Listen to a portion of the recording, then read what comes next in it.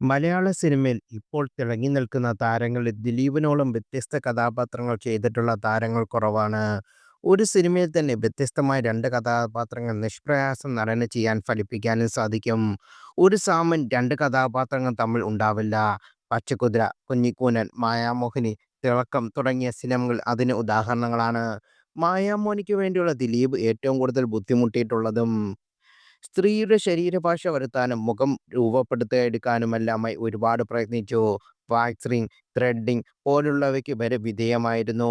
സ്ത്രീയായി ജീവിക്കുമ്പോഴുള്ള കഷ്ടപ്പാട് താൻ മനസ്സിലാക്കിയെന്ന് മായാമോഹിനിയിൽ അഭിനയിച്ചുകൊണ്ടിരുന്ന സമയത്താണ് മുമ്പ് ഒരു അഭിമുഖത്തിൽ നടൻ പറയുകയുണ്ടായി. പെണ്ണുങ്ങൾക്ക് നല്ല കഷ്ടപ്പാടുണ്ട്.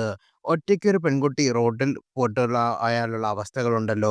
കാണാൻ കൊള്ളാവുന്ന ഒരു വസ്തു കണ്ടാൽ തൊട്ടുനോക്കാൻ ടെൻഡൻസി എല്ലാവർക്കും ഉണ്ടാവുമല്ലോ.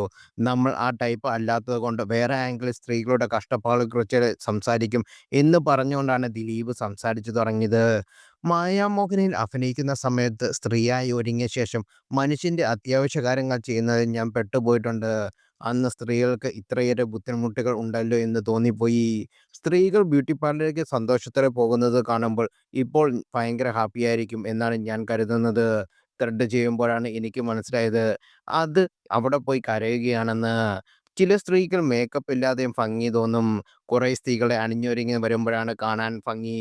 നമുക്കൊന്നും ഇത്ര ഒരുക്കമില്ലല്ലോ. കിട്ടിയത് എടുത്ത് ഇറക്കുകയാണല്ലോ. വേറെ മേക്കപ്പ് ഇല്ലല്ലോ. ജിമ്മിൽ ഞാൻ പോകുന്ന സിനിമയ്ക്ക് അത്യാവശ്യം വരുമ്പോൾ മാത്രമാണ്.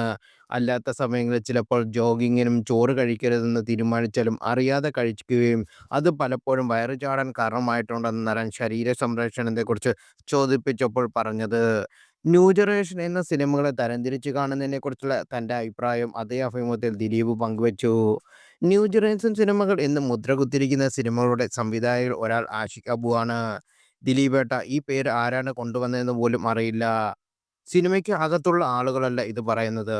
പുറത്ത് നിന്ന് കുറച്ച് ആളുകൾ ന്യൂ ജനറേഷൻ എന്ന് ബ്രാൻഡ് ചെയ്യുകയാണ് എന്ന് ആഷിഖ് അബു പറഞ്ഞത്. കുറെ കാലഘട്ടം മുമ്പ് തന്നെ ഇതുണ്ട്. വ്യത്യസ്തമായ സിനിമകൾ സ്റ്റാർ വാല്യൂ ഉള്ള ആളുകൾക്ക് സിനിമ ഓടും. അല്ലാത്ത കുറെ സിനിമകളും ഓടും. കമൽ സാറിനോട് സംസാരിച്ചപ്പോൾ അദ്ദേഹം പറഞ്ഞത് ഇത് നേരത്തെ ഉണ്ടായിരുന്നു എന്നാണ്.